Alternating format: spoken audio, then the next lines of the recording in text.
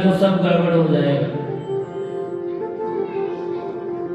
कुछ ऐसा करता हूं ताकि नंद बाबा जल्द से जल्द वापस चले जाएं गोकुल को।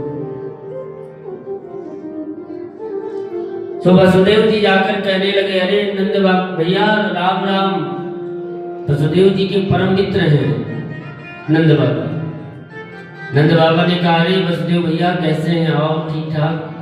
वसुदेव जी पूछने लगे कि बाबा मैंने सुना है तुम्हारे यहाँ लाला का जन्म हुआ है। नंद बाबा बहुत खुशी हो गए, आंखों में प्रेम अश्रु आ गए। नंद बाबा कहते हैं, भैया हुआ तो है, पर मैंने ये खुशी तुमसे इसलिए नहीं बताई क्योंकि मैंने सुना है कि कंस ने तुम्हारे 6 पुत्रों को मार दिया। सुन करके वसुदेव जी आंखों में आंसू भर करके नंद बाबा से कहते हैं कि बाबा तुम्हें पता है मैं ज्योतिषी हूँ, बहुत बड़ा ज्योतिषी। अच्छा तो मेरे भी ग्रह नक्षत्र देख करके बताओ क्या चल रहा है, कैसे रहेगा मेरा लाला। तो वसुदेव जी कहते हैं कि नंद बाबा जल्दी से वापस चले जाओ क्योंकि तुम्हारे ब्रज मंडल पर बहुत बड़ी विपत्ति आने वाली है। वसुदेव जी का भाव यह है कि नंद बाबा जल्दी वापस अपने घर चले जाएं। तो जैसे ही सुना नंद बाबा ने, तो नंद बाबा वहां से भागे बैलगाड़ी लेकर के जल्दी जल्दी। और वसुदेव जी ने आकर के देवकी मैया से बताया कि आज नंद बाबा मिले थे जिनके घर में लाला को छोड़ करके आए।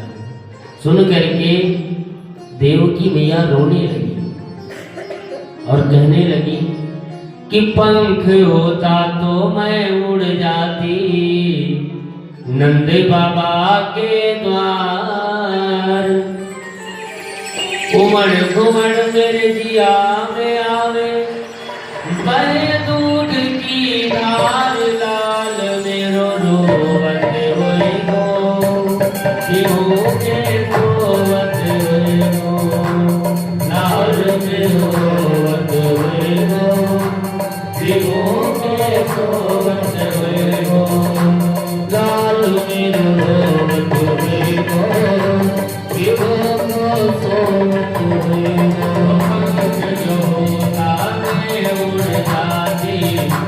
बाबा के पंख जो होता मैं उड़ जाती नंद बाबा के उमड़ घुमड़ मेरा जीवड़ा रोवे अहे दूध की धार, लाल मेरो रोवत होई गो क्यों के रोवत होई गो, लाल मेरो रोवत होई गो।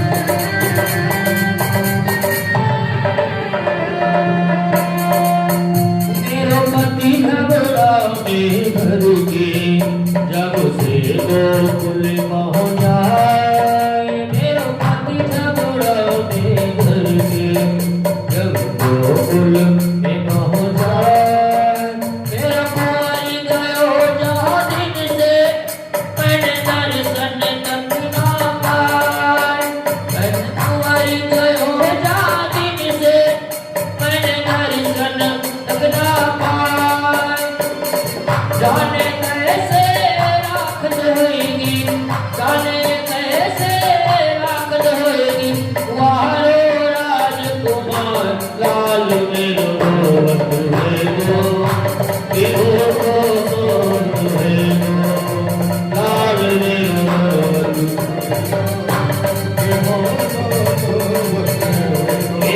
ज्योति मैं उड़ जाती नंद बाबा के पास। पंथ ज्योति मैं उड़ जाती नंद बाबा के पास। उमड़ उमड़ मेरे पिया में आवे कहे तो दिली रास्ता मेरो तुम्हें गो गिरो को सोवत गो आय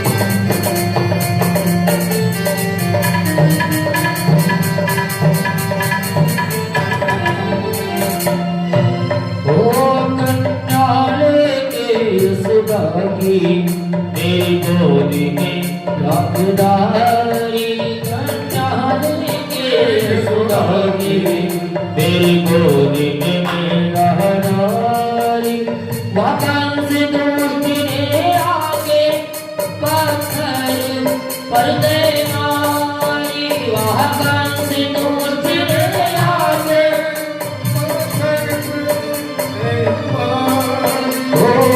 सुनी गोदी है मेरी हो रह गई मन मार लाल मेरो तुम्हें हो जीवो को तुम्हें हो लाल मेरो तुम्हें हो जीवो के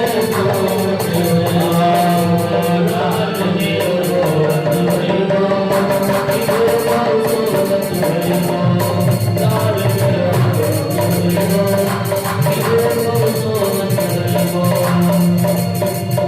ज्योति मैं उड़ जाती नंद बाबा के पास।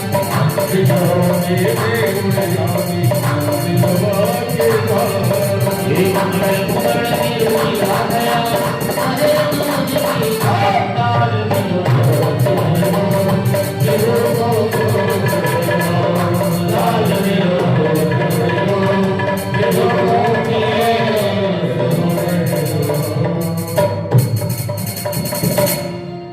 देवकी मैया आंखों में अश्रु भर करके अपने लाला को याद कर रही है और इधर नंद भवन में उत्सव चल रहा है। उत्सव चल ही रहा था कि रोहिणी मैया के भवन से आकर के दासी ने बताया कि एक ही लाला नहीं बल्कि एक लाला का और जन्म हुआ है। बलराम जी महाराज प्रकट हुए। बोल बलराम महाराज की दोनों लाला एक साथ आनंद उत्सव 2 गुना ज्यादा बढ़ गया। आनंद भवन में सभी दौड़े आए, गांव के लोग गोप ग्वाल सब आनंद उत्सव मना रहे। नंद बाबा मथुरा से बैलगाड़ी लेकर के चले। उससे पहले ही गोपियां बधाई देने के लिए आ रही थी यशोदा मैया को। उसी बीच में पूतना का आगमन हो गया। अच्छा, पूतना का काम यही है कि जहां कहीं छोटा बालक जन्म ले उसे जा करके मार देना। पूतना को जैसे ही पता चला कि नंद भवन में उत्सव चल रहा है, वहां लाला का जन्म हुआ है, तो महाराज उन्हीं सखियों के साथ गोपियों के साथ पूतना भी दिव्य श्रृंगार में प्रकट हुई और दिव्य श्रृंगार करके पहुंच गई और जा करके मैया से कहने लगी, मैया बधाई हो, मैया बधाई हो। मैया यशोदा ने लाला का दिव्य श्रृंगार किया, आंखों में काजल लगाया और ले जाकर के पालने में लिटा दिया है। नगर के लोग सब आते हैं, दर्शन करते हैं, मंगल गीत गाते हैं। और इधर पूतना भी पहुंच गई सखियों के साथ। जाकर के सबने कहा मैया बधाई हो, मैया बधाई हो। पीछे से पूतना भी बोल रही मैया बधाई हो। एक पल के लिए यशोदा मैया को लगा कि ये कौन, इसको तो इससे पहले मैंने देखा नहीं कभी। फिर मन में सोचने लगी कि होगी कोई नई नवेली दुल्हन आई होगी गांव में। सब दर्शन कर रहे थे, उन्हीं के बीच में पूतना भी पहुंच गई और धीरे धीरे पालने की तरफ बढ़ने लगी। मैया यशोदा ने कहा कि तुम सब दर्शन करो, मंगल गीत गाओ, तब तक मैं घर का कुछ काम निपटा लूं। मैया जैसे गई, पूतना को मौका मिला। पूतना धीरे धीरे पालने के पास पहुंची तो जैसे गोविंद सरकार ने पूतना को देखा तो देखते ही आंखें बंद कर लेते हैं। किसी ने कहा कि भगवान ने देखते ही पूतना को आंखें क्यों बंद कर ली? महात्माओं ने कहा कि देखो, पूतना है वासना की प्रतीक और भगवान है धर्म के अवतार। ऐसा ही प्रस्ताव लेकर के राम जी के पास भी एक देवी जी आई थी, शूर्पणखा। उसने भी राम जी से जाकर के कहा कि तो सब पुरुष नमो सब नारी, और ये विधाता ने विचार करके संयोग रचा है। ये संयोग विधि रचा विचारी, मेरे जैसा सुंदर कोई नहीं है तीनों लोकों में और तुम्हारे जैसा भी। तो ये संयोग जो हमारा आपका हो रहा है बड़ा अच्छा है। भगवान आंखें मैया सीता की तरफ घुमाई, अपनी नजरों को घुमा ली। सिए बिलोक बोले रघुराई, राम जी ने देखा भी नहीं एक भी बार, मैया सीता की तरफ देखने लगी। तो भगवान ने आंखें इसलिए बंद कर ली, मानो कहना चाहते हो कि उस समय तो सीता जी साथ में थी, देवी जी थी, चलो देवी जी को देख करके काम चला लिया, पर यहाँ तो कोई है नहीं, यहाँ तो मैं अकेला हूँ, देवी जी का भी अता पता कुछ है नहीं। तो इसलिए भगवान ने आंखें बंद कर ली, क्योंकि और कुछ देखने को था नहीं। तो भगवान ने आंखें बंद कर ली कि इस वासना को मुझे अपनी आंखों से देखना न पड़े। महात्माओं ने और भी भाव दिए, कहा कि मानो भगवान ने इसलिए आंखें बंद कर ली क्योंकि भोले बाबा का ध्यान कर रहे हैं। किसी ने कहा क्यों भोले बाबा का ध्यान क्यों कर रहे हैं? इसलिए कर रहे हैं कि भगवान मानो कहना चाहते हूं कि मैं आया था माखन मिश्री के लिए, और माखन मिश्री तो अभी मिला नहीं, और मौसी जी जहर पिलाने के लिए पहले ही आ गई। तो हे बाबा, मुझे जहर पीने का अभ्यास तो है नहीं, और आपने पहले भी पिया है, तो रक्षा करना, आप ही जहर को पी लेना मेरे कंठ में बैठकर। तो किसी ने कहा कि नहीं नहीं, ये बात नहीं थी। मानो कि भगवान कोई भी शुभ काम करने से पहले गणेश जी का ध्यान कर रहे थे कि मंगल कार्य प्रारंभ करने जा रहे हैं, यहाँ से पहले गणेश जी का ध्यान कर लूं तब मंगल कार्य शुरू करूं। क्योंकि भगवान जब रामावतार में आए थे तो सबसे पहले ताड़का का वध किए थे, और यहाँ सबसे जब कृष्णावतार में आए तो सबसे पहले पूतना का। तो मानो शुभ काम आरंभ करने से पहले भगवान गणेश जी का ध्यान कर रहे हो। किसी ने कहा नहीं नहीं, ये भी बात नहीं है। पूतना को देख करके भगवान ने इसलिए आंखें बंद कर ली ताकि इसको ये मेरे आंखों से, यदि इसकी आंखें मिल गई, नजरों से नजरें मिल गई, तो ये इसका जो भाव है विष पिलाने का, ये भाव बदल जाएगा और ये मुझे विष नहीं पिला पाएगी। भगवान ने इसलिए आंखें बंद कर ली। ऐसे ही अनेक भाव संतों ने दिए। धीरे धीरे पूतना पहुंची और जा करके गोविंद सरकार को पालने से उठा लिया गोद में। और गोद में उठा करके स्तनपान कराने लगी। सो महाराज जैसे स्तनपान कराने लगी, गोविंद सरकार ने उसके प्राण वायु को खींचना प्रारंभ किया। और जैसे प्राण वायु को खींचने लगे सो गोविंद को लेकर के महल के बाहर भागी। और जैसे बाहर निकली नंद भवन से सो गोविंद सरकार ने उसके प्राण वायु को खींच लिया और धड़ाम से गिरी गोविंदाय नमो नमो। तब तक नंद बाबा भी आ गए। नंद बाबा ने देखा और देखते कहा, अरे वसुदेव भैया ने ठीक कहा था कि हमारे ब्रजमंडल पर विपत्ति आने वाली है। दौड़ करके यशोदा मैया ने लाला को उठाया। लाला जा करके पूतना के उदर पर बैठे हुए, पेट पर बैठे हुए किलकारियां मार रहे हैं और 6 कोस में पूतना का शरीर पड़ा हुआ है, 1-2 कोस में नहीं। सुखदेव जी भागवत महापुराण में कहते हैं कि जब पूतना गिरी तो उसके शरीर की लंबाई 6 कोस थी। अब यहां से मान लो इधर पंजाबी भाग तक मान लो इतना लंबा उसके हाथ पैर रहे होंगे। पूतना का जब शरीर गिरा तो जितने पेड़ पौधे लगे थे सब टूट करके गिर गए, इतना विशाल शरीर था। अच्छा, राक्षसों का एक ये रूप बदलना तो जानते हैं, पर जब इनको मरना होता है तो इनका वास्तविक रूप आ जाता है।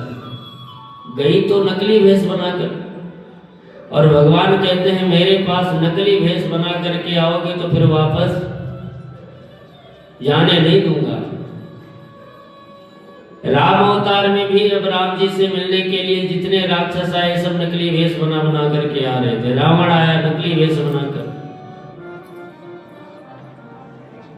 जब विभीषण जी अपने वास्तविक रूप में आए तब राम जी ने कहा, राम जी ने पूछा भैया तुम कौन हो? तो विभीषण ने अपना असली पता बताया कि नाथ दशानन कर मैं भ्राता, मैं रावण का भाई हूं। जबकि विभीषण जी चाहते तो बदल सकते थे, अपने पिताजी का नाम ले लेते या अपने दादा का नाम ले लेते कि मैं उनका बेटा हूं। लेकिन विभीषण जी ने कहा कि मैं रावण का भाई हूं और निश्चर वंश जन्म सुरत्राता, मेरा जन्म राक्षस कुल में हुआ है। राम जी प्रसन्न हो गए। राम जी ने कहा भैया आज तक तुम्हारे लंका से जितने आए सब नकली भेष बना बना कर आए, आज तुम पहली बार अपने असली भेष में असली पता बता रहे हो। इसलिए राम जी ने विभीषण जी को हृदय से लगा लिया और वहीं राज तिलक कर दिया, कहा कि तुम लंका के राजा बनोगे। तो भगवान को नकली भेष पसंद नहीं है। भगवान के पास जाना है तो आप जैसे हैं वैसे जाइए। भगवान ने खुद कहा है इस बात को कि निर्मल मन जन सो मोहि पावा, निर्मल मन जन सो मोहि पावा, मोहि कपट छल छिद्र न भावा, मोहि कपट छल छिद्र न भावा। मेरे पास आने के लिए आपको बनने की जरूरत नहीं है।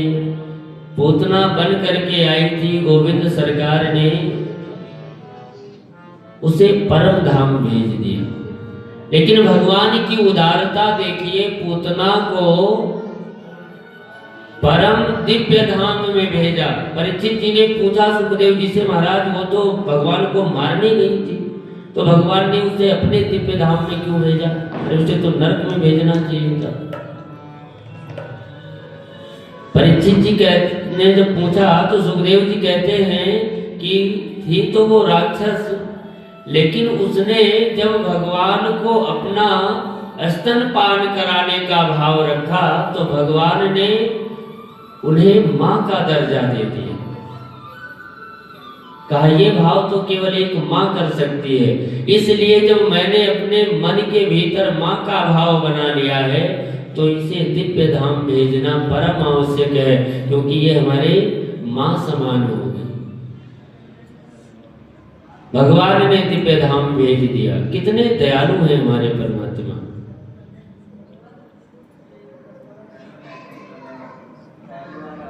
नंद बाबा आए। नंद बाबा ने ग्वालों से कहा कि काम करो भैया, सब अपने अपने घर से कुल्हाड़ी लेकर के आओ। सब कुल्हाड़ी लेकर के आए और पूतना के शरीर के टुकड़े किए गए। फिर ले जा करके अग्निदाह किया गया। सुखदेव जी कहते हैं कि जिस समय अग्नि में जलाया गया पूतना के शरीर को, तो उसके शरीर से ऐसी सुगंध निकली कि जितने भी ब्रजवासी थे सब मोहित हो गए उस सुगंध को आकर के। परीक्षित जी ने फिर पूछा कि महाराज जब वो राक्षस थी तो उसके शरीर से सुगंध क्यों आई? बोले जिसके दूध को भगवान ने पिया हो उसका शरीर अशुद्ध कैसे रह सकता है? इसलिए दिव्य सुगंध आई और पूरे ब्रजवासियों ने मिल करके पूतना को दाह संस्कार किया। परम दिव्य धाम को चली गई। गोविंद सरकार हमारे हो गए 6 दिन के।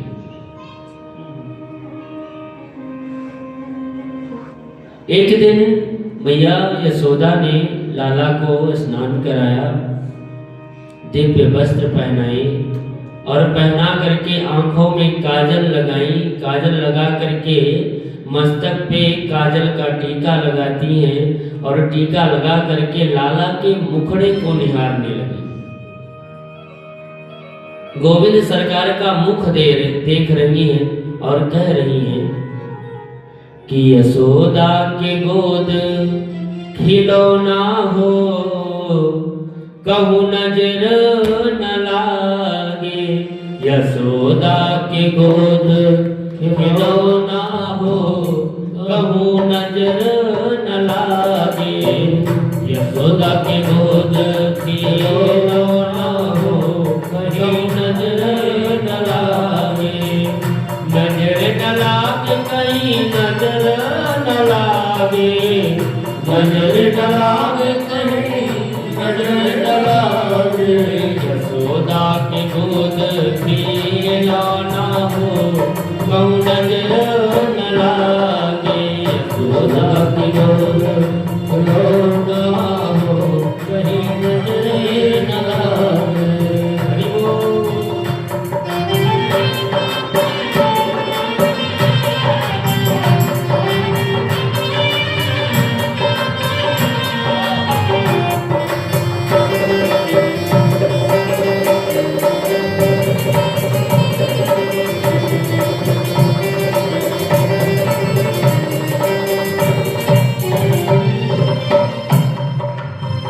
सुंदर लोल कपोलन चुंबक। सुंदर लोल कपोलन चुंबक।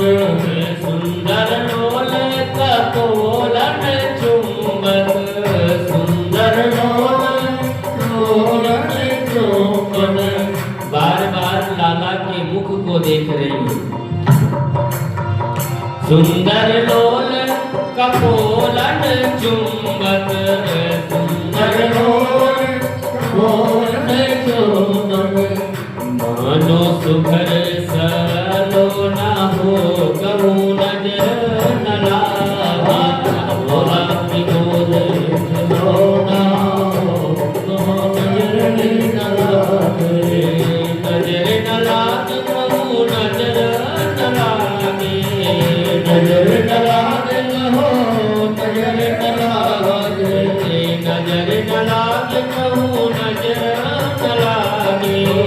नजर न लागे कहूँ नजर न लागे।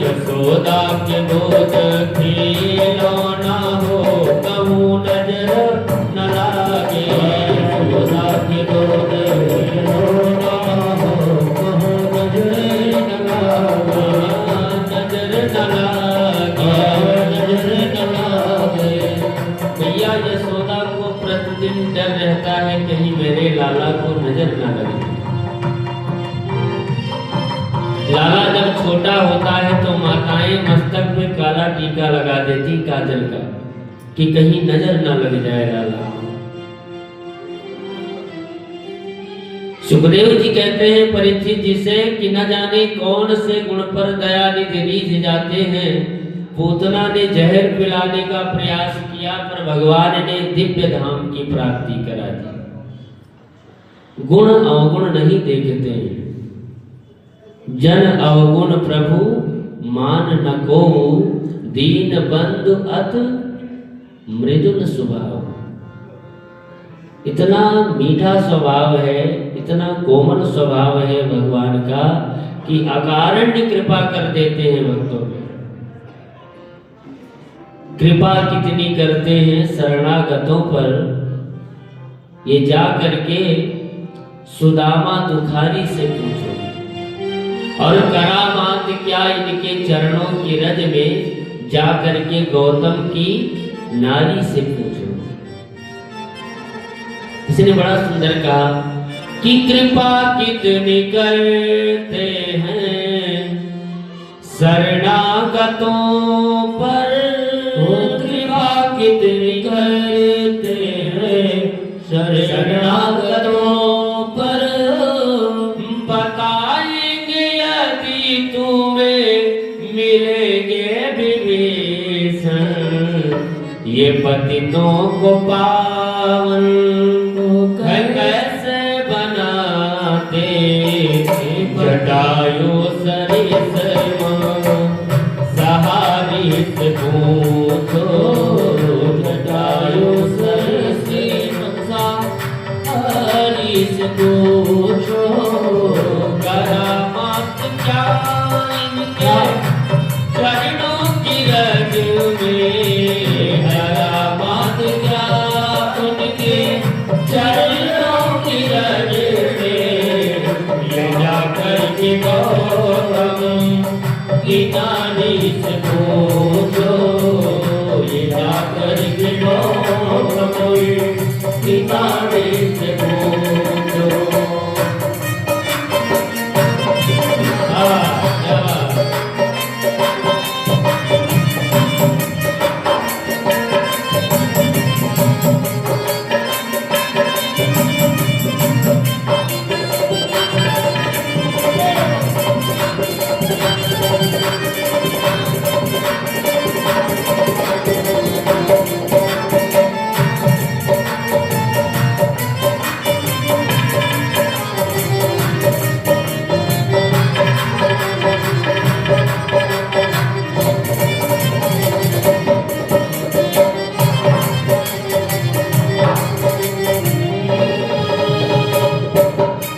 कितने कृपालु है भगवान। करामात क्या इनके चरणों के रज में जाकर के गौतम की नारी से पूछो। चरण का रज स्पर्श करा करके शिला बनी हुई थी, शिला से सुंदर नारी के रूप में प्रकट हुई। गीत जटायु जाकर के भगवान ने अपने गोद में उठा करके उसे परम धाम प्रदान किया। तो न जाने कौन से गुण पे दयानिधि रीझ जाते हैं। हम सभी बैठ करके भाव से कथा श्रवण कर रहे हैं। न जाने कब भगवान की दृष्टि हम सब पर पड़ जाए और जीवन कृत्यार्थ हो जाए। कृपा की न होती जो आदत तुम्हारी, तो सुनी ही रहती अदालत तुम्हारी। भगवान बड़े कृपालु हैं। एक दिन मैया यशोदा ने लाला को स्नान करवाया दिव्य श्रृंगार करके, और पालने में लिटा करके ले जा करके पालने को आंगन में बैलगाड़ी खड़ी थी, बैलगाड़ी में टांग दिया। नंद बाबा का नंद भवन बहुत बड़ा था, बैलगाड़ी भीतर ही खड़ी होती थी। तो मैया ने पालने को ले जाकर के बैलगाड़ी में लटका दिया और झूला झुलाने लगी। मैया को घर के काम भी करने होते हैं तो लाला को प्रतिदिन स्नान करके करा के और ले जा करके पालने में लिटा देती है। और जैसे लिटा करके मैया वहां से आई तो तृणाव्रत नाम का राक्षस, ये भी कंस का ही दूत, इसने भी देखा कि नंद भवन में उत्सव मनाए जा रहे हैं, लाला का जन्म हुआ है। तो तृणाव्रत आया गोविंद सरकार को मारने के लिए, चक्रवात बना करके आया। चक्रवात मतलब समझते हैं? गोल गोल जब गर्मियों के मौसम में हवा चलती है, हमारे वहां अयोध्या में तो उसे बवंडर बोलते हैं। और चक्रवात गोल गोल घूमता हुआ आया और जैसे गोविंद सरकार को देखा तो कन्हैया ने कहा, अच्छा मामा जी अभी से व्यवस्था में लग गए। तो कन्हैया ने देखा कि चक्रवात बना करके तृणाव्रत आ रहा है, तो गोविंद सरकार ने पालने से अपना बाएं पैर का अंगूठा निकाला और जाकर के बैलगाड़ी में स्पर्श कराया, सो महाराज बैलगाड़ी धड़ाम से ऊपर हो गई।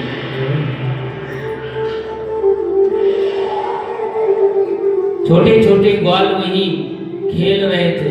मैया दौड़ी दौड़ी आई, देखा लाला को नीचे पड़ा, बैलगाड़ी आकाश में उड़ गई, नीचे गिरते ही सब धड़ाधड़ जितने मटके रखे थे सब फूट गए।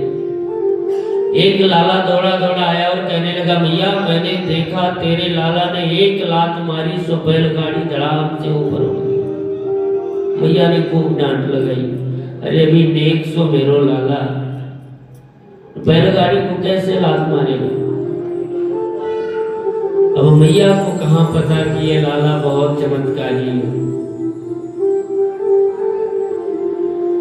मैया को विश्वास नहीं हुआ, मैया ने बुलाया पंडित जी को, झाड़ा लगवाया कि पता नहीं क्या हो गया है मेरे लाला को, प्रतिदिन कोई न कोई विपत्ति आती रहती है। गोविंद सरकार ने तृणाव्रत का उद्धार किया। अब और कन्हैया सरकार थोड़े से और बड़े हुए, जन्म नक्षत्र आया। अच्छा, मैया यशोदा किसी न किसी बहाने प्रतिदिन उत्सव मनाया करती है। जैसे जन्म नक्षत्र आया, जिस नक्षत्र में भगवान का जन्म हुआ था, वो नक्षत्र आते ही मैया ने फिर आज नंद भवन में उत्सव का आयोजन कर दिया। नजरे उतारे और ढिढोरा लगावे। तो मैया ने जब देखा कि नगर की सभी उत्सव के लिए आई है, आनंद उत्सव फिर से मनेगा, मंगल गीत गाया जाएगा, मैया ने पूरी चकाचक व्यवस्था बनाई और लाला को श्रृंगार करके ले जा करके पालने में लिटाया और लिटा करके झूला झुलाने लगी और सुंदर सुंदर पदों को गाने लगी। सभी गोपियां आंगन में बैठ करके और कहने लगी, पल न मिलले ना झुलावे यशोदा रानी, पल न मिलले ना, पल न मिलले ना झुलावे यशोदा रानी, पल न मिलले ना, पल न मिलले ना झुलावे यशोदा रानी, पल न मिलले ना, यशोदा रानी पल न मिलले ना, पल न मिलले ना, पल न मिलले ना, पल न मिलले ना, पल न मिलले ना झुलावे यशोदा मैया, पल न मिलले ना, पल न मिलले ना झुलावे यशोदा मैया, पल न मिलले ना, पल न झुलावे मैया, पल न झुलावे, पल न झुलावे मैया, पल न झुलावे,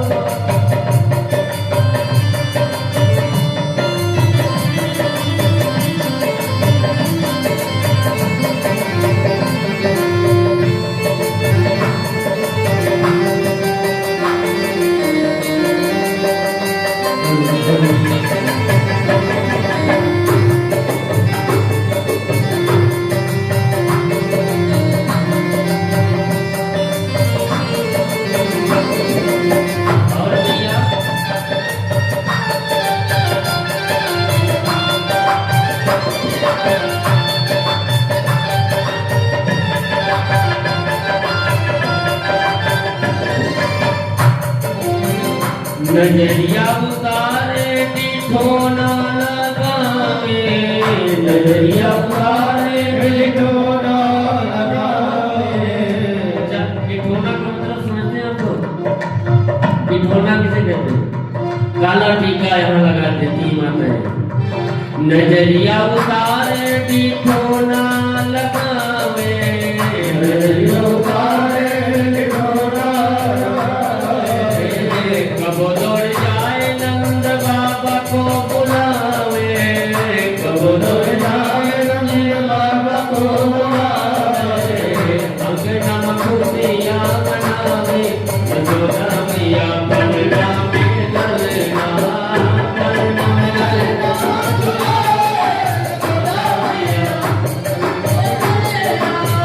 पलना झुलावे मैया ललना झुलावे, पलना झुलावे मैया ललना झुलावे, पलना झुलावे मैया ललना झुलावे, पलना झुलावे मैया ललना झुलावे, पलना में ललना झुलावे, यशोदा मैया पलना में ललना, पलना में ललना झुलावे, यशोदा मैया पलना।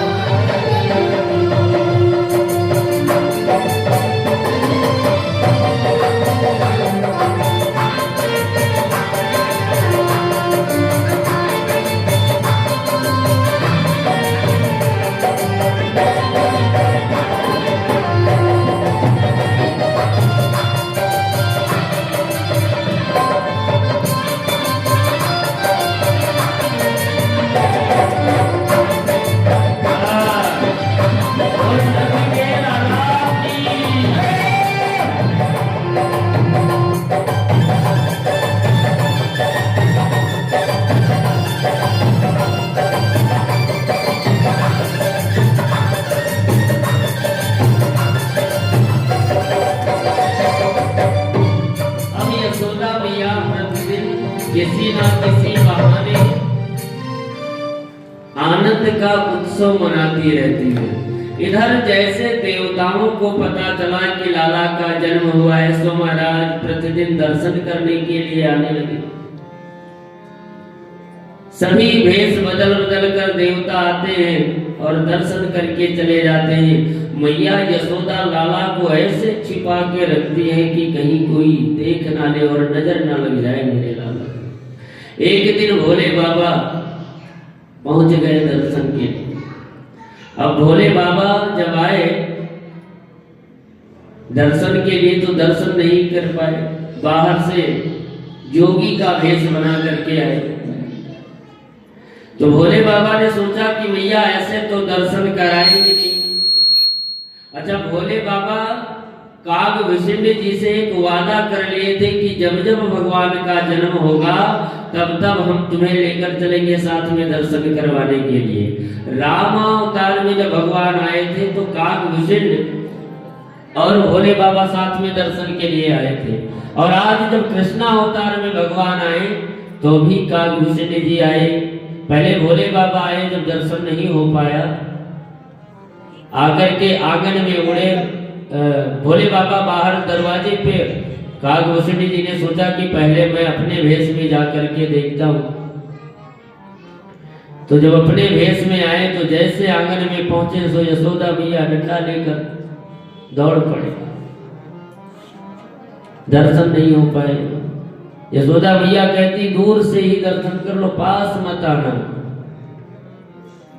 मैया कहती है कि दर्शन कर लो दूर से ही, पर पास में मत आना। पर काग विशिष्ट जी को तो पास में जाकर के बैठना है। मैया कहने लगी, अरे उड़त रहियो कागा मोरे अंगने मां, उड़त रहियो कागा हमरे अंगने मां, मोरे अंगने मां, मोरे अंगने मां, मोरे अंगने मां, मोरे अंगने मां, उड़त रहियो कागा मोरे अंगने मां, उड़त रहियो कागा मोरे अंगने मां। लाला के संग में तोहे न हुआ मोह, लाला के संग में तोहे न हुआ मोह, नभ नवीन वस्त्र मैं तोहे पहनाओ, नवीन वस्त्र तोहे पहनाओ, लत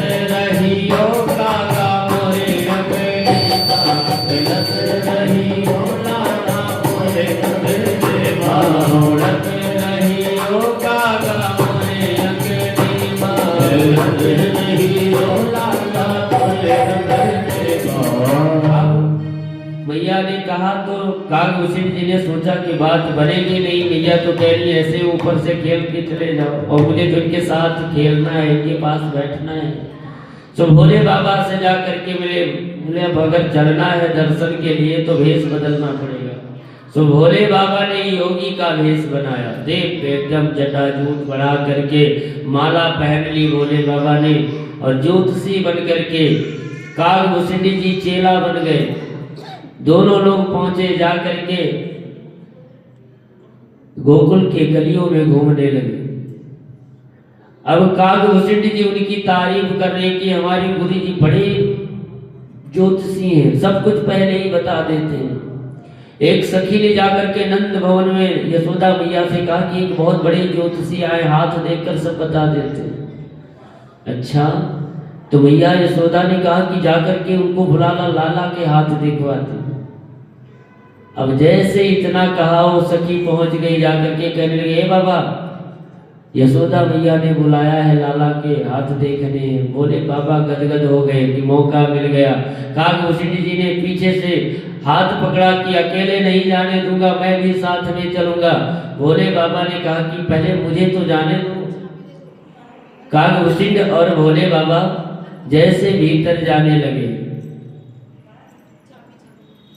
आकर के सखी ने कहा कि देखो ये जो बाबा आया है ना, बड़ा चमत्कारी बाबा, सब कुछ बता देता है। गोपी जाकर के यशोदा मैया से कहती है कि मैया यशोदा तेरे द्वारे जोगी आयो, यशोदा तेरे द्वारे जोगी आयो, यशोदा तेरे द्वारे जोगी आयो, यशोदा तेरे द्वारे। जोगी आयो, जोगी आयो, जोगी आयो, जोगी आयो, यशोदा तेरे द्वारे जोगी आयो, यशोदा तेरे द्वारे जोगी आयो, यशोदा तेरे द्वारे।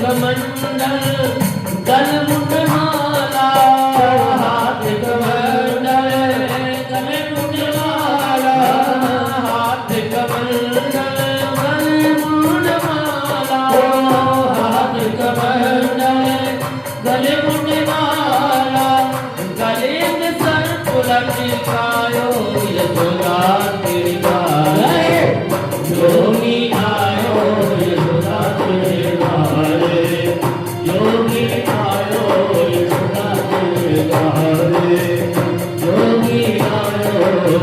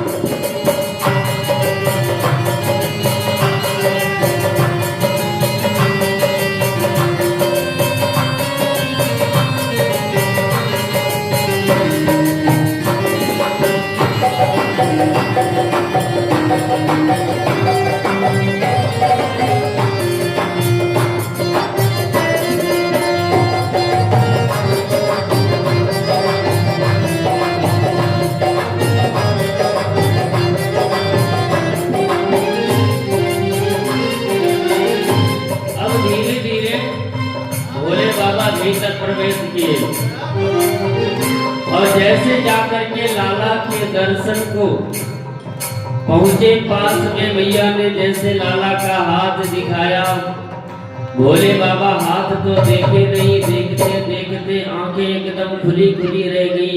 मैया यशोदा ने देखा कि ये बाबा तो एकदम टकटकी लगाए देखे जा रहा है, तो मैया बोल पड़ी, ए बाबा ऐसे क्यों देख रहे हैं? फिर भोले बाबा को ध्यान आया, अरे गलती हो गई।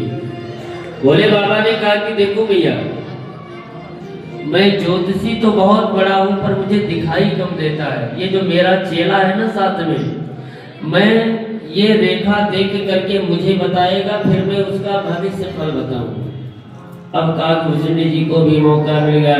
काकभूषण जी ने दौड़ करके हाथ पकड़ा गोविंद का, और हाथ पकड़ करके हाथ की रेखाएं देखने लगे। अब काकभूषण जी देख करके रेखा भोले बाबा को बताते हैं, फिर भोले बाबा उसका भविष्य फल बताते हैं। भोले बाबा कहने लगे, भैया ये जो तुम्हारा लाला है ना, ये बहुत बड़े बड़े काम करेगा, बड़ा पहलवान होगा। मैया प्रसन्न हो गई। भोले बाबा ने कहा, भैया इसकी ख्याति तीनों लोकों में होगी, तो बड़ा नाम होगा। भैया खूब प्रसन्न हो रही है। अच्छा, ज्योतिषियों का एक नियम होता है, ज्योतिषी अच्छी अच्छी बातें पहले ही बताते हैं, और फिर जब जो खराब ग्रह होते हैं ना, उनके बारे में बाद में बताते हैं। ये समस्या भी है। अच्छा, भोले बाबा ने भी ऐसे ही किया। भोले बाबा ने खूब अच्छी अच्छी बातें पहले बता दी, फिर बाद में कहते हैं, भैया एक समस्या भी है। मैया ने कहा क्या समस्या है बाबा? तो भोले बाबा कहते हैं कि ये एक बार तुम्हें छोड़कर जाएगा, फिर दोबारा आएगा ही नहीं तुम्हारे पास। अब तो मैया का मुंह लटक गया, उदास हो गई मैया। फिर भोले बाबा को पछतावा होने लगा कि शायद मैंने गलत बोल दिया है, मैया को ये नहीं बताना था। कन्हैया सरकार ने इशारा किया कि अरे बाबा क्या कर रहे हो, पहले ही बता दोगे सारी बात, सब गड़बड़ हो जाएगा। भोले बाबा ने कहा, नहीं नहीं भैया, ऐसी घबराने की बात नहीं है, पर लाला बड़ा हो जाएगा, इधर उधर घूमेगा जाएगा। मैया को समझा करके दर्शन करके भोले बाबा गए। सभी देवता बारी बारी से नंद भवन में दर्शन के लिए आते। कन्हैया सरकार धीरे धीरे और बड़े हुए तो आंगन में घुटने के बल चलने लगे। मैया ने उनके पैर में नूपुर बांध दिया है। जब चलते हैं तो नूपुर की आवाज आती है, सुन करके मैया बहुत आनंदित होती है। एक दिन मैया ने लाला को गोद में बिठाया, श्रृंगार करके गोद में बिठा करके स्तनपान करा रही थी। तब तक कन्हैया ने देखा कि मामा जी का भेजा हुआ एक दूध चला आ रहा है दूर से। कन्हैया ने देखा, सोचा कि मैं तो मैया के गोद में हूं, अब अगर मैया के सामने ये लीला होगी तो मैया को सब पता चल जाएगा। तो कन्हैया ने स्तनपान करते करते अपने वजन को बढ़ाना प्रारंभ कर दिया। अब इतना वजन बढ़ गया कि मैया को संभालना मुश्किल हो गया। मैया ने सोचा कि शायद ज्यादा दूध पी लिया, इसलिए तो नहीं वजन ज्यादा बढ़ गया। मैया ने उसे उठाया और उठा करके नीचे बिठा दिया कि लगता है ज्यादा दूध पी लिया, इसलिए वजन बढ़ गया। और जैसे नीचे बिठाया तो कन्हैया समझ गए कि मैया ने मेरा काम आसान कर दिया। और मैया नीचे बिठा करके जैसे ही गई सो महाराज आया और आकर के कन्हैया को लेकर आकाश में उड़ गया। कन्हैया ने कहा कि मामा जी ने अच्छा उड़न खटोला भेज दिया, पहले ही पूरे ब्रजमंडल का दर्शन कर लूंगा। पूरे ब्रजमंडल का दर्शन करने के बाद कन्हैया ने तृणाव्रत के गले को पकड़ा और पकड़ करके जोर से दबाया, सो एक पत्थर पर गिरा और गोविंदाय नमो नमः इस प्रकार कन्हैया ने अनेक राक्षसों का वध किया। धीरे धीरे कन्हैया सरकार 1 वर्ष के हो गए। 1 वर्ष पूरा होते ही इधर वसुदेव जी ने सोचा कि 1 वर्ष हो गया मेरे लाला को गए हुए, पता नहीं नंद बाबा ने नामकरण किया कि नहीं किया, क्या नाम रखा होगा मेरे लाला का। वसुदेव जी गर्गाचार्य जी के पास गए और जाकर के कहने लगे कि महाराज आप नंद भवन जाकर के मेरे लाला का नामकरण कर दो। गर्गाचार्य जी ने मना कर दिया कि देखो भैया मैं नहीं जा सकता, क्योंकि मैं यादवों का कुलगुरु हूं। अगर ये बात कंस को पता चल गई कि मैं नंद बाबा के घर गया था तो वो तो हमें छोड़ेगा नहीं, माफ करो मैं नहीं जा सकता। वसुदेव जी ने कहा कि नहीं महाराज आपको जाना पड़ेगा, जाकर के चुपचाप नामकरण करके चले आए।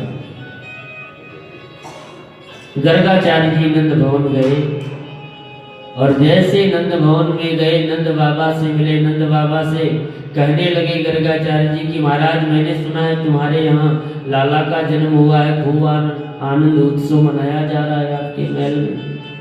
नंद बाबा ने कहा कि महाराज बिल्कुल सही सुना है आपने। तो गर्गाचार्य जी कहते हैं कि मुझे भी लाला का दर्शन करा दो। और जैसे नंद बाबा कन्हैया सरकार को लेकर के दर्शन कराने के लिए बाहर आए तो गर्गाचार्य जी ने पूछ लिया महाराज लाला का नाम क्या रखा है। नंद बाबा ने कहा कि अरे महाराज क्या बताएं, हम इतना खो गए आनंद में कि हमें याद ही नहीं रहा कि लाला का नामकरण भी करना है, हम तो भूल ही गए थे।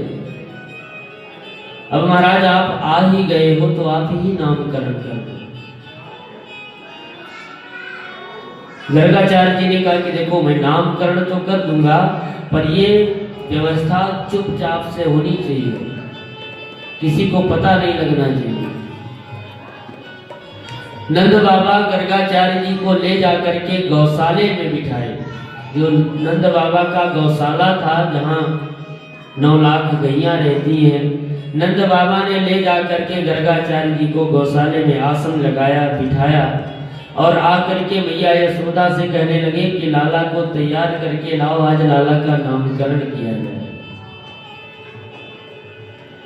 मैया यशोदा और मैया रोहिणी दोनों अपने अपने लाला को लेकर के चल देती हैं नामकरण करने के लिए।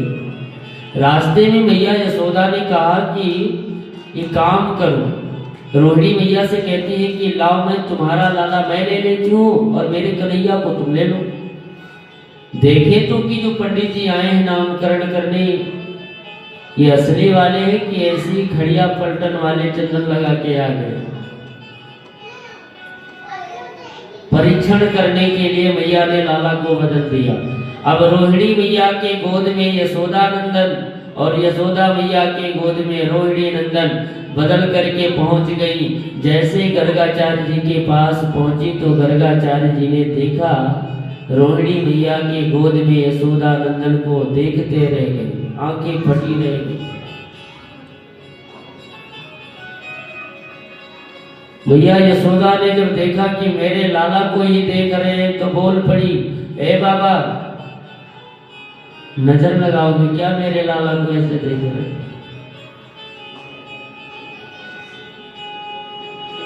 गर्गाचार्य जी ने दोनों माताओं को बिठाया और मैया यशोदा से कहने लगे कि देखो मैया जो तुम्हारे गोद में लाला है ये बहुत बलशाली होगा, बड़ा बलवान होगा, इसलिए इस लाला का नाम बलराम होगा और ये रोहिणी नंदन है। जैसे ही कहा तो मैया यशोदा समझ गई कि बाबा तो असली वाला।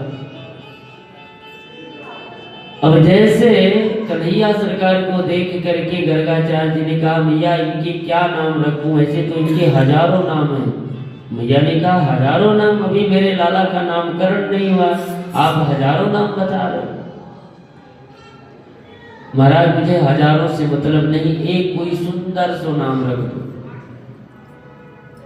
गर्गाचार्य जी ने कहा कि भैया इनका नाम बलराम और आपके इस लाला का नाम होगा कृष्ण।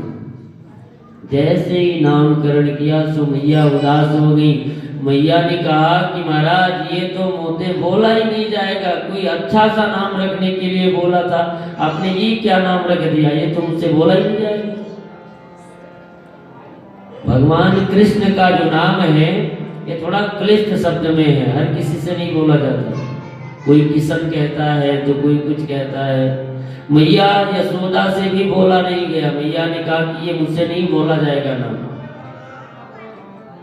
और महाराज इस नाम का अर्थ क्या है, इसका क्या मतलब है? तो गर्गाचार्य जी कहते हैं कि आकर्षयत इति कृष्णा, जिसको देख करके लोग आकर्षित होने लग जाएं, वही कृष्ण। भगवान कृष्ण के नाम में इतना आकर्षण है कि भगवान कृष्ण का नाम लेते ही आपका मन इतनी तेजी से भगवान कृष्ण के पास पहुंचेगा मानो कोई रस्सी बांधकर खींच रहा है, इतना आकर्षण है नाम। मैया ने कहा कि देखो बाबा आपने तो नामकरण कर दिया पर ये मुझसे बोला नहीं जाएगा, इसलिए मैं अपने हिसाब से नाम रखती हूँ। तो मैया ने बलराम जी का नाम रख दिया बलुआ और कृष्ण जी का नाम रखा कनुआ। मैया यशोदा हमेशा कनुआ कहकर ही बुलाती है।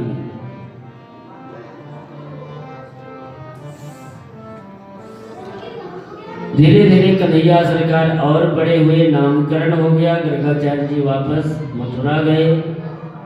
अब कन्हैया सरकार जब और बड़े हुए, महल में चलना सीख रहे हैं।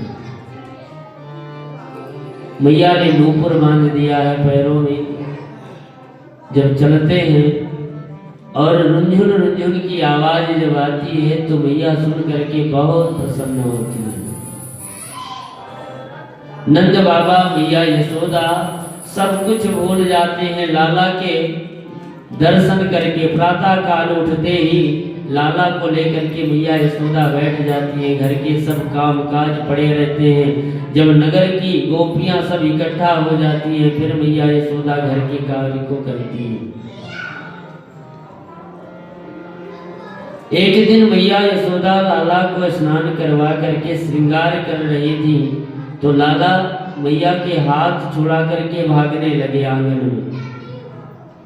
मैया ने कहा लाला से, होता नहीं हम छोटे छोटे बच्चे को खूब लालच देते, बेटा ये मंगवा दूंगी वो मंगवा दूंगी, ऐसा कर दूंगी वैसा कर दूंगी। मैया यशोदा भी ऐसे कर रही है। मैया ने कहा तो ही चंद खिलौना लाए दूंगी, कनुआ काजल लगवा ले, कनुआ काजल लगवा ले, कनुआ काजल लगवा ले, तो ही चंद खिलौना लाए दूंगी, कनुआ काजल लगवा ले। जब खिलौने की बात की तो कन्हैया दौड़े दौड़े आए। मैया ने श्रृंगार किया। एक दिन मैया यशोदा लाला को लेकर के आंगन में बैठी है रात्रि बेला में। अब कन्हैया की दृष्टि पड़ गई चंद्रमा पर और जैसी दृष्टि पड़ी सो महाराज कन्हैया ने मैया से हट कर लिया कि मैया अब तो मुझे एक खिलौना चाहिए। और ये खिलौना ला करके जो मैया यशोदा परेशान कहाँ से ला कर दे कि हट पकड़े नंदलाला मैया रे मोहे चंदा ला दे, अरे चंदा ला दे, चंदा ला दे, चंदा ला दे, चंदा ला दे, चंदा ला दे, चंदा ला दे। हट पकड़े पकड़े नंदलाला मैया रे मोहे चंदा ला दे, नंदलाला मैया रे मोहे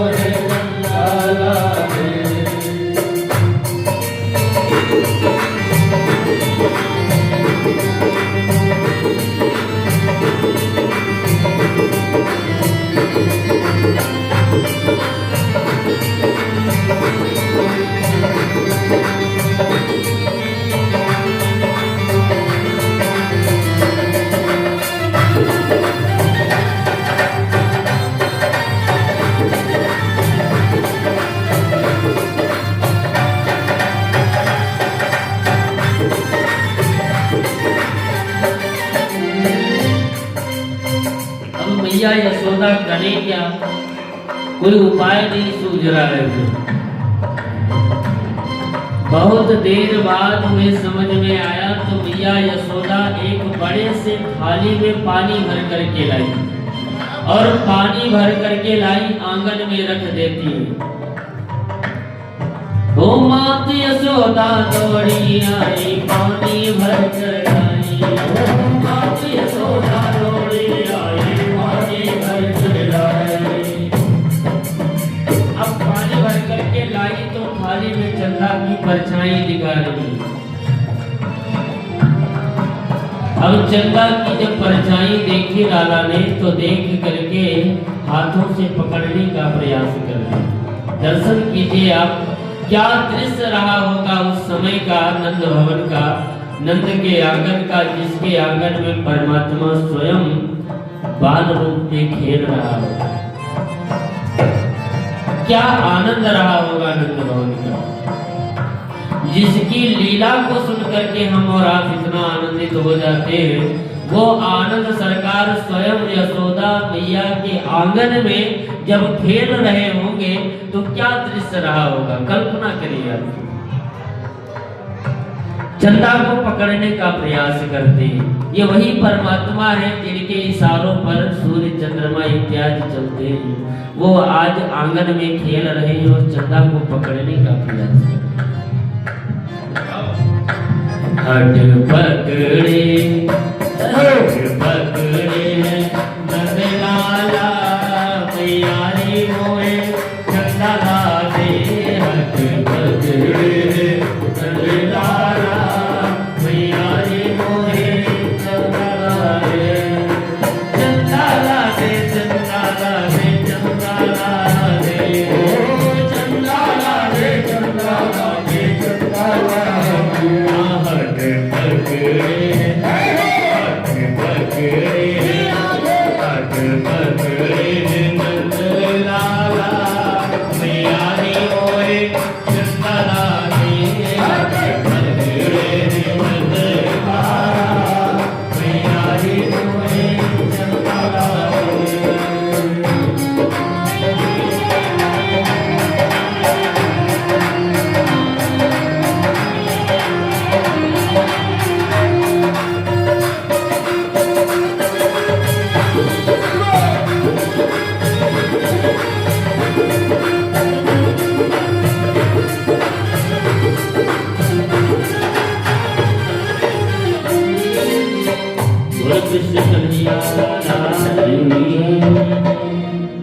कन्हैया सरकार अब धीरे धीरे 2 वर्ष के हुए और जब 2 वर्ष के हुए तो अब महल से बाहर भी जाने लगे।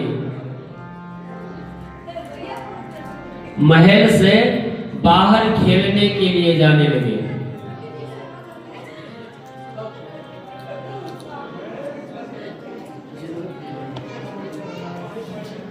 एक काम करो, पहले आप ही लोग कर लो फिर हम करेंगे। कर लो फिर मौका मिले ना मिले। ये बड़ी समस्या, सास बहू अगर एक साथ पहुंच जाए तो वैसे ये कलयुग में सास और बहू की बहुत कम ही ऐसी सास बहू है जो आपस में बनती है, और जिनकी बनती है तो फिर खूब ज्यादा बन जाती है।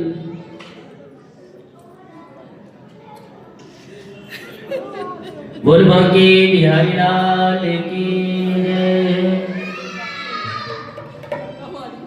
नंद भवन में आज आनंद सरकार खेल रहे हैं। 2 वर्ष की आयु हुई, अब कन्हैया सरकार महल से बाहर जाने लगे, बाहर खेलने के लिए जाते हैं। कन्हैया सरकार के छोटे छोटे सखा भी हो गए हैं जिनके साथ बैठ करके खेलते हैं, घूमने जाते हैं। कन्हैया ने एक दिन अपने सखाओं को एकत्र किया, श्री दामा मधुमंगल इत्यादि सब सखा एकत्र हुए। मधुमंगल से कन्हैया कहने लगे कि देख मधुमंगल तो एकदम सूखा होता जा रहा है, 1.5 हड्डी का, कुछ खाता पीता नहीं क्या? तो श्री दामा ने कहा कि क्या करें भैया, घर में जितना माखन होता है सब कंस के यहाँ चला जाता है मथुरा, और कन्हैया तेरे घर में तो 9 लाख गैया है, खूब माखन मिश्री भरा पड़ा है, खूब खाए, हम तो ऐसे ही हैं। तो कन्हैया ने कहा कि आज के बाद हम सब माखन चोरी करके खाएंगे। और कन्हैया ने यहाँ माखन चोरी लीला की है। कन्हैया ने एक मंडली बनाई छोटी सी, और उस मंडली का नाम रखा चोर विद्या प्रचार मंडली। और पूरे मंडली के जितने सदस्य थे सब सखा एकत्र होकर के विचार बनाते हैं कि आज किसके घर में चोरी करना है। कन्हैया ने कहा कि पहले अपने अपने घर से ही शुरुआत करते हैं। आज सब अपने अपने घर में जाकर के चोरी करेंगे माखन का। सबने ऐसा ही किया। कई पकड़े भी गए, कई नहीं पकड़े गए। दूसरे दिन इकट्ठा हुए, भैया कैसा रहा? बोले बहुत बढ़िया रहा। अब कन्हैया सभी ग्वालों को लेकर के ब्रज के जितने घर हैं सभी के घरों में जा करके प्रतिदिन माखन चोरी लीला करने लगे। जा करके जितने मटके भरे रखे होते हैं माखन के सब खा जाते हैं, ग्वालों को खिला देते हैं, और जो बचता है वो ले जा करके बंदरों को खिला देते हैं। सबके घर में यही एक एक दिन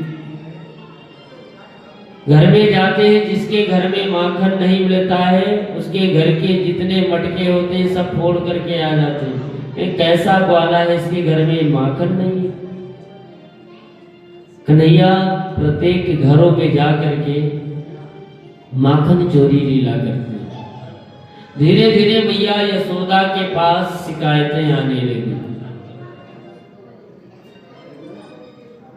एक दिन कन्हैया एक ग्वाला के घर में घुस गए तो माखन की मटकी एक भी नहीं मिली, और उसकी एक छोटी बेटी चारपाई पे सो रही थी और उसकी चुटिया नीचे तक लटक रही थी। सो कन्हैया ने जा करके चारपाई के पैर में बांध दिया उसकी चुटिया, और जोर से हवा करके भगे सो मारा। धड़ाम से उठी चारपाई लेकर के गिरी, दौड़ी दौड़ी आई मैया यशोदा के पास, कहने लगी मैया देखो तेरे लाला ने आज कितनी चोट लगा दी। तरह तरह की लीलाएं करने लगे गोविंद सरकार। ब्रज की जो गोपियां हैं किसी न किसी बहाने गोविंद सरकार से इतना प्रेम हो गया, इतना लगाव हो गया कि जिस दिन कन्हैया का दर्शन नहीं होता है उस दिन उनका खाना पीना नहीं होता है। प्रतिदिन आकर के दर्शन करती हैं, किसी न किसी बहाने से नंद भवन तक आ जाती हैं लाला का दर्शन करने के लिए। और जिस दिन कन्हैया बाहर नहीं निकलते उस दिन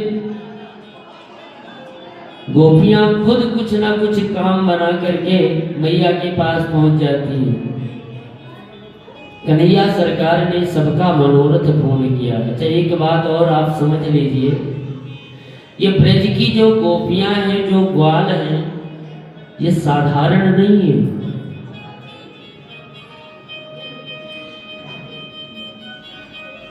जब नंद भवन में खेल रहा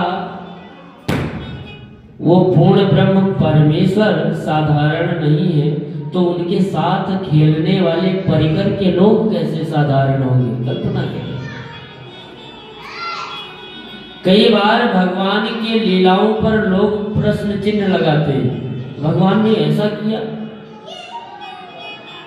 अरे वो साधारण लोग नहीं थे जिनके साथ में भगवान खेलते थे, इनके साथ में बैठ करके खाते थे।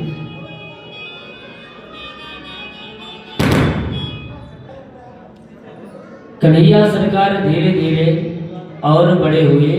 ये वही राम जी जब आए थे तो जो दंडकारण्य बन के ऋषि मुनि जो राम जी के दर्शनों से वांछित रह गए थे, जिनको दर्शन नहीं हुआ था, वही लोग गोपियों का रूप बना करके ब्रजमंडल में आए हैं।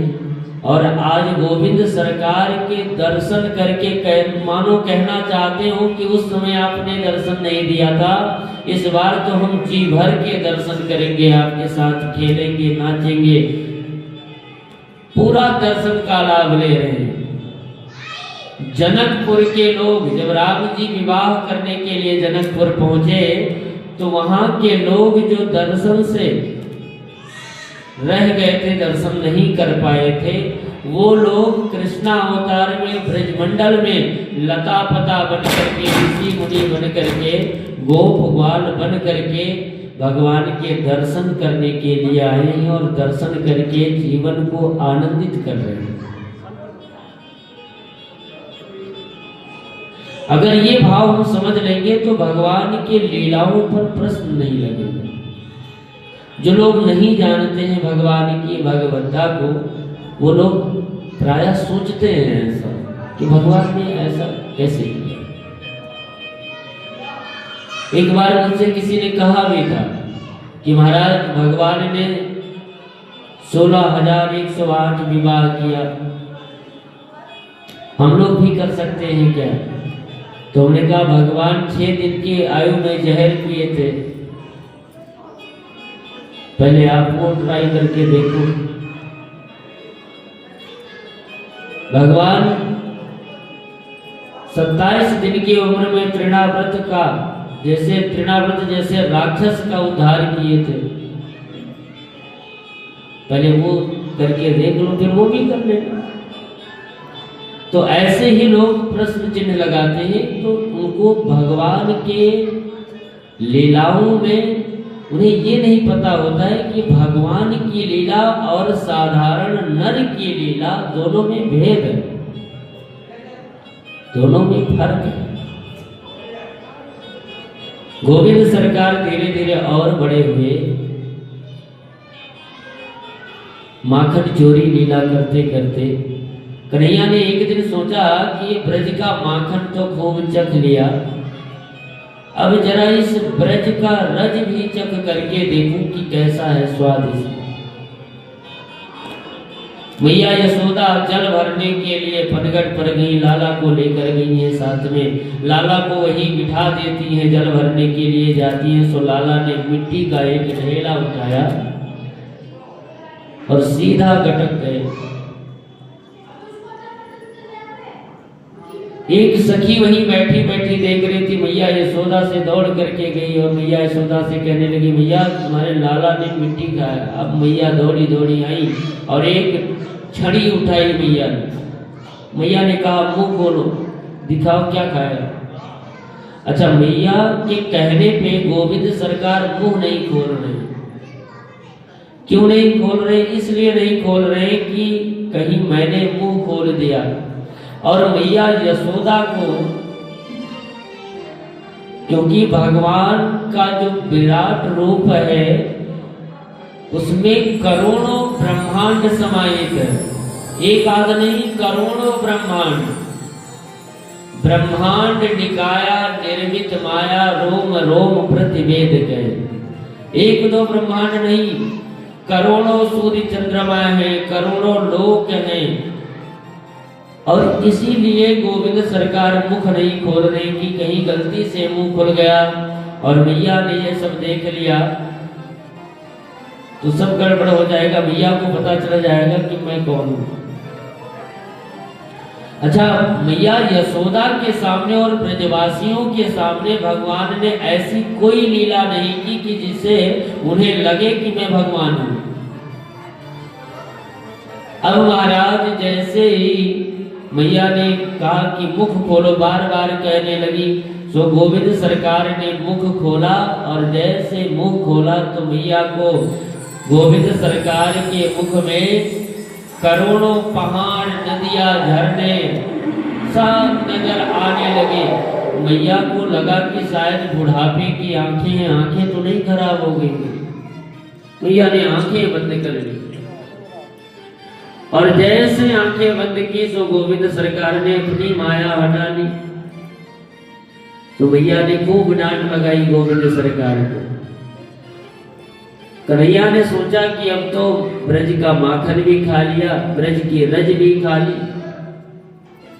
अब कन्हैया सरकार धीरे धीरे थोड़े से और बड़े हुए, जाकर के ग्वालों के घर में मटकी फोड़ करके आ जाना, माखन खा लेना, शिकायतें आती है मैया के पास, तो मैया परेशान होकर के लाला को खूब डांट लगाती है।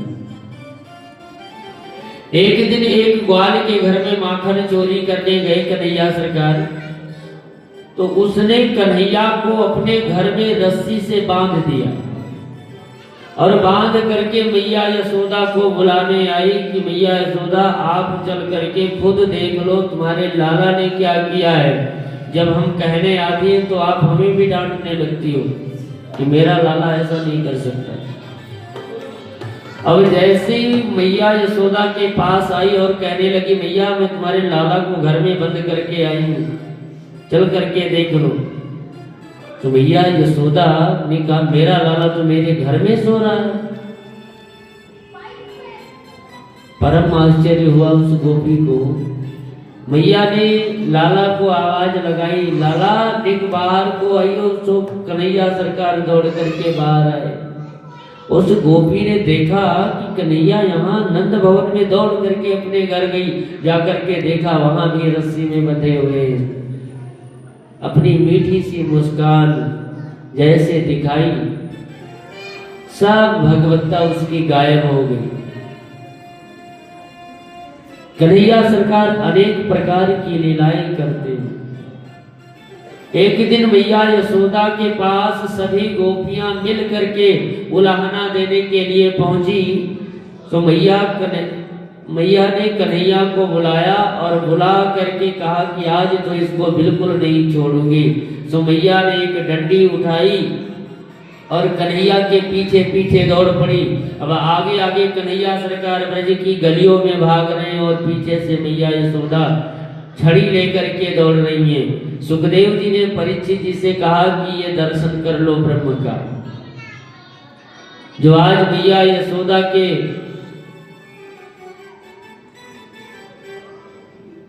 अब मैया यशोदा भाग रही है, भागते भागते पसीने में लथपथ हो गई। जब देखा कन्हैया ने कि मैया बहुत थक गई है तो रुक गए।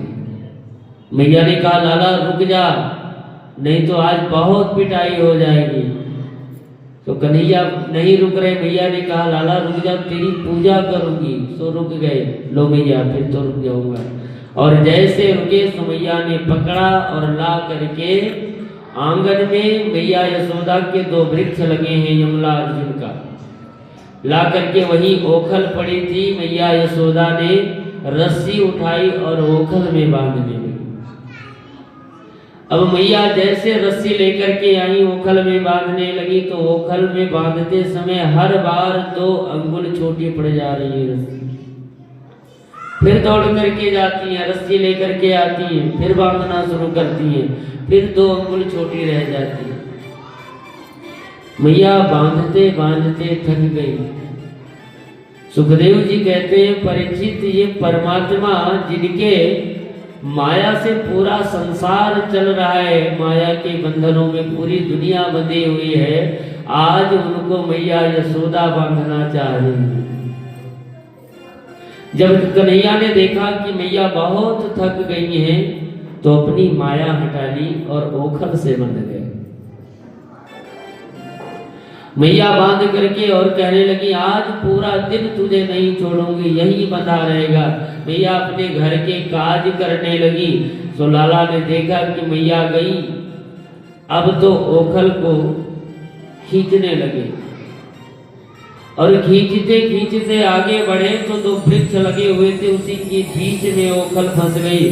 जोर से धक्का मारा तो महाराज दोनों वृक्ष धड़ाम से नीचे गिर पड़े। दोनों वृक्ष नीचे गिरे, उसमें से 2 दिव्य पुरुष प्रकट हुए। बोले महाराज ये कौन है? बोले ये पूर्व जन्म के गंधर्व थे, इन्हें श्राप लग गया था, नारद जी ने श्राप दिया।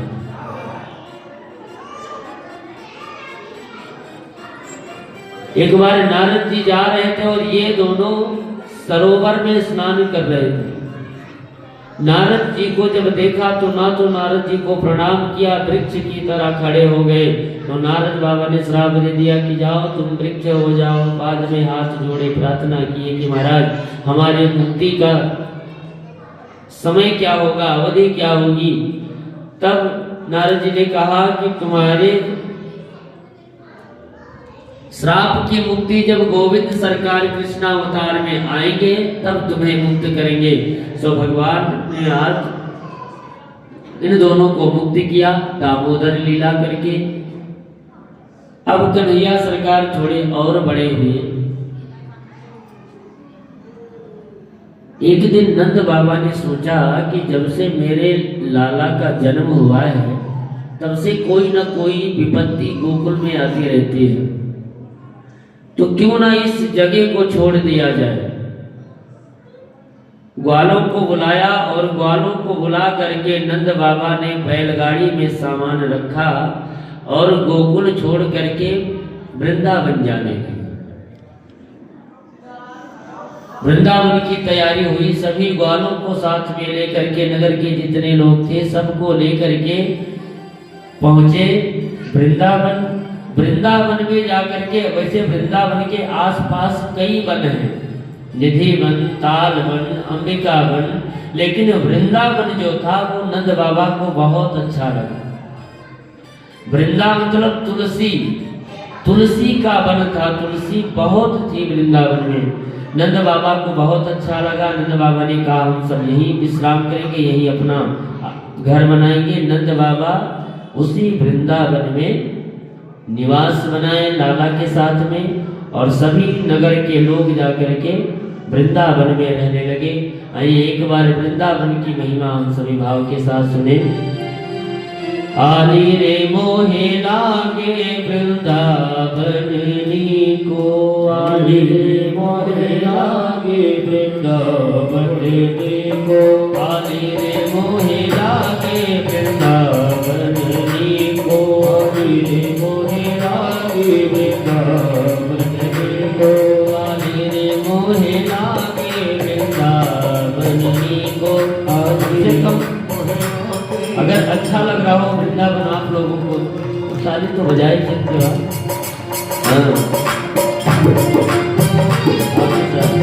बोल वृंदावन बिहारी लाल की।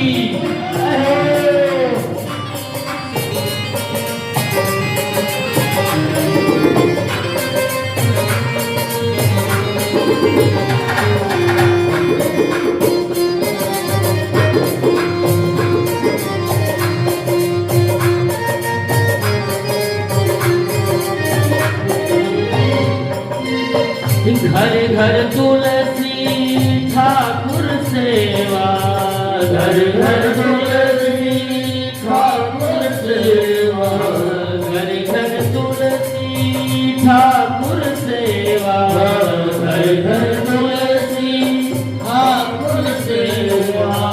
दर्शन गोविंद जी को मोहे लागे वृंदावन जी को,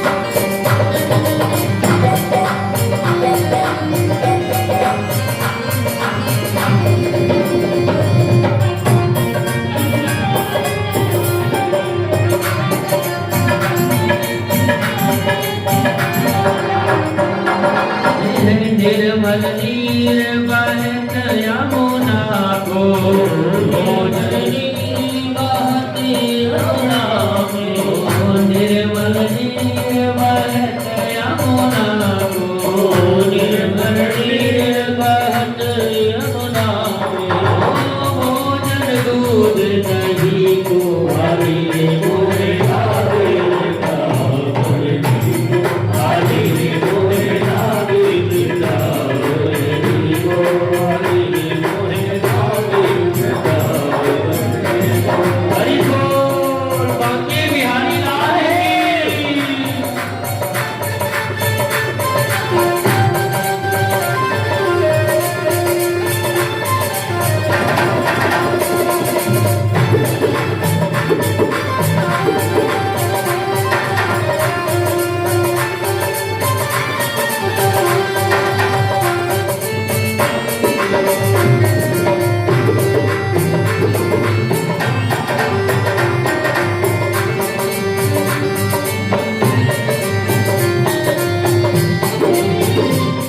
रतन सिंहासन आप विराजे, रतन सिंहासन आप विराजे, रतन सिंहासन आप विराजे, रतन सिंहासन आप विराजे, मुकुट धरे तुलसी कुंवरी मोहे लागे,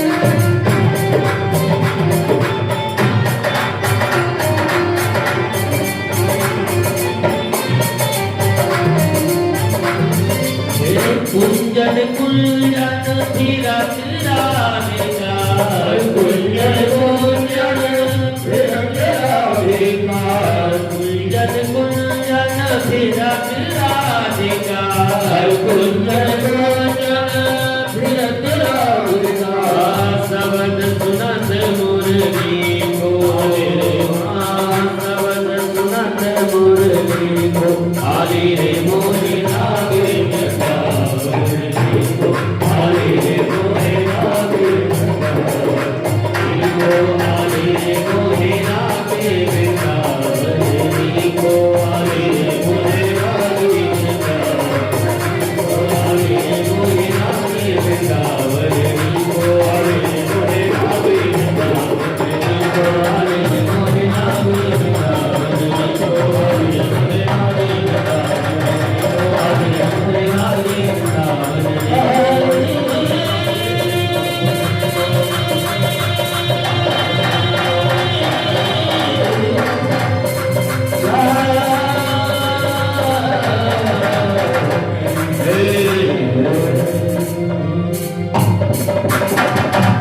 बोल वृंदावन में हरि लाल की जय। अब कन्हैया सरकार वृंदावन पहुंचे। कन्हैया सरकार की आयु हो गई है 4 वर्ष की। 4 वर्ष की आयु में वृंदावन पहुंचे और वृंदावन में नंद बाबा के साथ सभी गोप ग्वालों के साथ निवास करने लगे। एक दिन, अच्छा, वृंदावन का नाम इसलिए वृंदावन पड़ा क्योंकि वहां तुलसी बहुत, और बिन वृंदा के वृंदावन अच्छा नहीं लगता। किसी ने बड़ी सुंदर बात कही कि बिन श्रद्धा के ये चंदन अच्छा नहीं लगता, और बिन भक्ति के अभिनंदन अच्छा नहीं लगता। बाहर से चाहे जितना दिखावा कर ले, पर भीतर भी होना जरूरी है, वरना पता चल जाता है बाद में कि बिन भक्ति के अभिनंदन अच्छा नहीं लगता। और बिन सीता के रघुनंदन अच्छा नहीं लगता। बिन सीता के रघुनंदन अच्छा नहीं लगता। बिन सीता के रघुनंदन अच्छा नहीं लगता।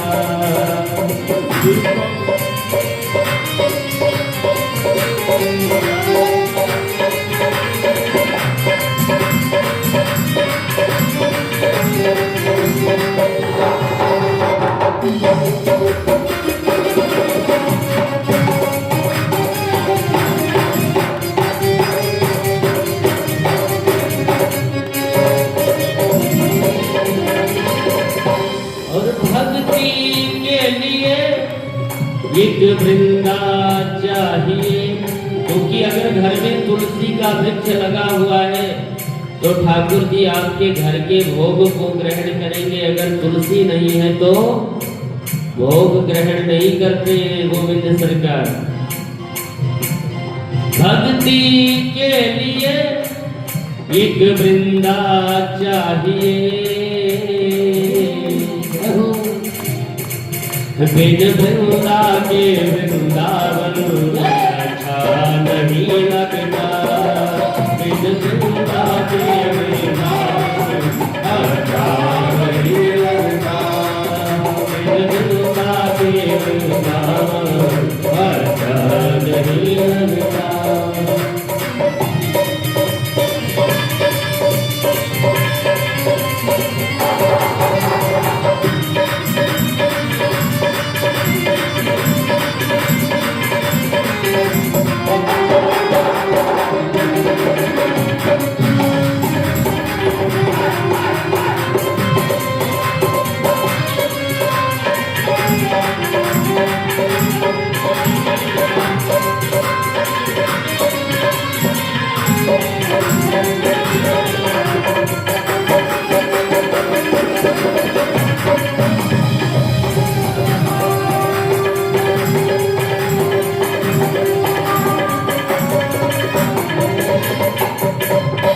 इसीलिए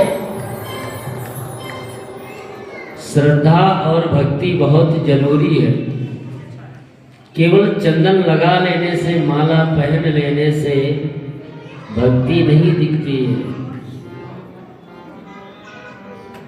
कि बिन श्रद्धा के अभिनंदन अच्छा नहीं लगता। यदि हम किसी का जबरदस्ती सम्मान कर रहे हैं तो वो अच्छा नहीं है। दबाव बस अगर हम किसी का सम्मान कर रहे हैं बिल्कुल ठीक नहीं है। गोविंद सरकार 4 वर्ष की अवस्था में वृंदावन पहुंचे और जब वृंदावन पहुंचे तो उन्हें पता चला कि वृंदावन में हुकूमत किसी और की चल रही है। किसकी चल रही है? वृंदावन में रहना है तो राधे राधे। वृंदावन में बरसाने वाली की हुकूमत चल रही है। अब ये बात आज अगर आप अभी भी वृंदावन इस समय में जाएं तो आपको प्रत्येक व्यक्ति एक ही बात कहता हुआ मिलेगा, राधे राधे। अगर आप रिक्शे पे भी बैठ के जाएंगे तो रिक्शा वाला भी आपको राधे राधे बोलता हुआ नजर आएगा। तो वृंदावन की हुकूमत राधा रानी की है। जब कन्हैया सरकार पहुंचे और उन्हें पता चला कि यहाँ की अधिष्ठात्री देवी वृषभान किशोरी है,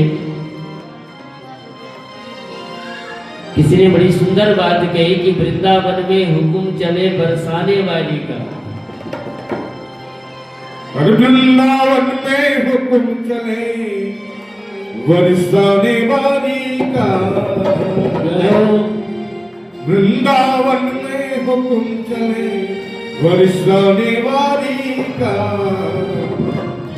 मेरा श्याम दीवाना है श्री राधे रानी का। मेरा श्याम दीवाना है श्री राधे रानी का। मेरा श्याम दीवाना है श्री राधे रानी का। मेरा श्याम दीवाना है श्री राधे रानी का।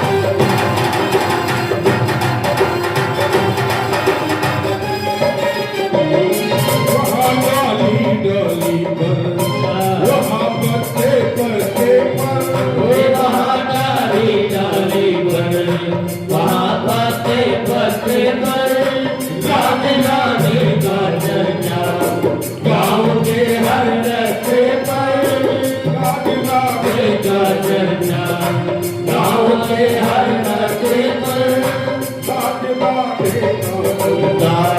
गाँव के हर रास्ते पर हरि चारों तरफ डंका बजता, चारों तरफ डंका बजता,